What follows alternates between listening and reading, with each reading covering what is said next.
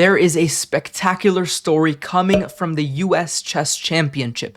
The person you see on your screen, International Master Carissa Yip, is playing against the best female players in the entire country, and she's winning all of them, every single one of them. She is currently 7 for 7, winning in her 8th game as we speak. She'll probably be 8 for 8 very soon, and who knows, maybe she'll go the entire tournament winning every single game. It does not seem so far-fetched given what she's done so far. Now, in the video today, I'm gonna take the 3 most spectacular moments of the 7 games that Carissa has won so far, and we're gonna dive into them. They will be 3 puzzles that you can try to solve yourself, and aside from that, enjoy the show and watch some beautiful chess played at the highest level.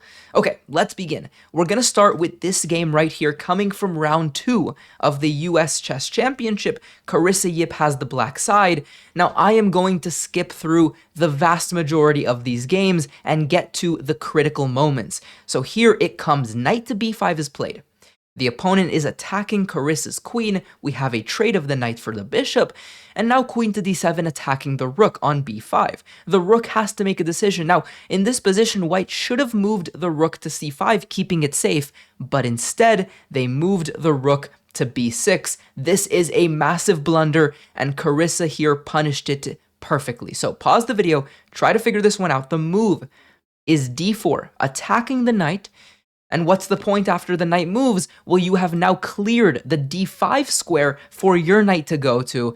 And ladies and gentlemen, it's as simple as that. The rook on b6 is trapped. It is out of squares, and Carissa gets an early win in round 2 thanks to this nice combination. I should note, it gets even better thanks to this move knight c4 in just a couple of moves. You can see now there is a fork, so the opponent loses even an extra piece. On top of that, Carissa is now up 4 pieces of material, and it's over. Moving on to game number 2, this is round 4. Carissa has again the black pieces, and what did she just do?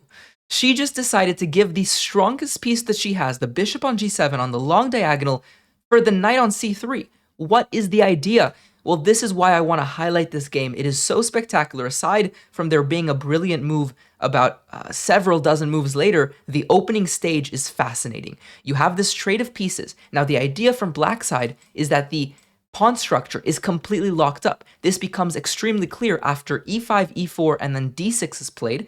Look at how locked these pawns are in the center, and then even more so after a4 and a5 is played.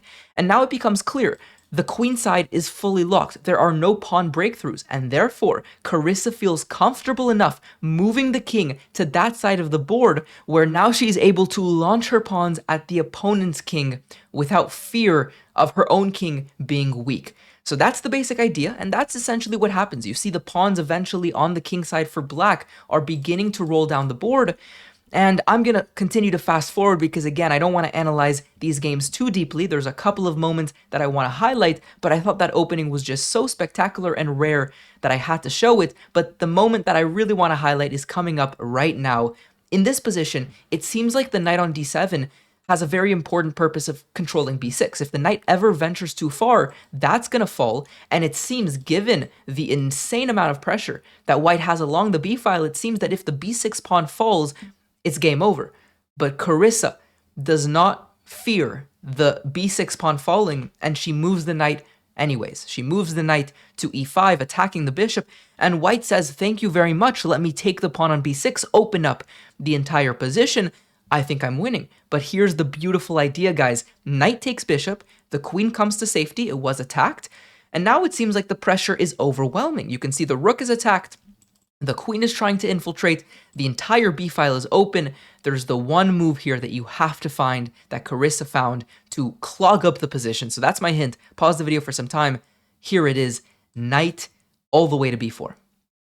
What's the idea? Well, you are giving away a knight, but by doing so, you are cutting the coordination between white's major pieces. So if they were to take the knight, now the rook here is going to fall. And instead, if they take your rook, you're going to take back with the bishop. Now, it seems weird because queen a5 comes with check, and then you're going to lose your knight anyways. And now black is actually down material. But Carissa realized that after this exchange happens, even though she is down material, the fact that this entire pawns are kind of blocking, again, the coordination between the rook and the queen, this king is also super weak. It doesn't matter that she's down material. She's winning, and that is in fact a correct observation. The queen comes in, the bishops are working together, the pawn is going to be the final touch. There is no way to stop the simple promotion with mate, and it's game over. So I thought this was a really instructive and really anti-intuitive game in general. You see this entire opening here where you give away the bishop for the knight, and then you lock up the structure, and then you voluntarily make a king walk to the queen side where there's an open file, mind you, and somehow it all works perfectly. And more than that, you end up allowing the opponent to completely crash through on this open file with their major pieces. And again, thanks to knight b4, it ends up being this king over here that is the weak one. All right, finally, let's move on to the next game. This comes from round number 5. Now, I'm going to speed through this entire opening and middle game and get to the critical moment that I want to highlight.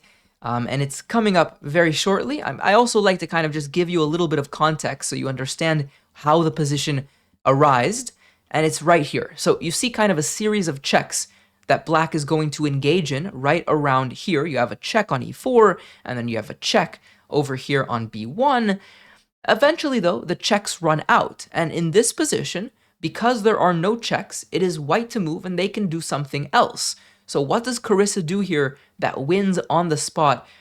Again, really creative, really genius. Bishop d4. Just sacrificing a bishop out of nowhere, not even for a pawn. I mean, it is for a pawn because you're going to win the pawn after pawn takes, but you're not taking a pawn, is what I mean to say. And so how do you even get yourself to think about this? Well, maybe it might help to notice the fact that if the king moves, that's going to be bad. If the king moves here, the pawn hangs. If the king moves to the back rank, the queen is going to swoop in with devastating effect.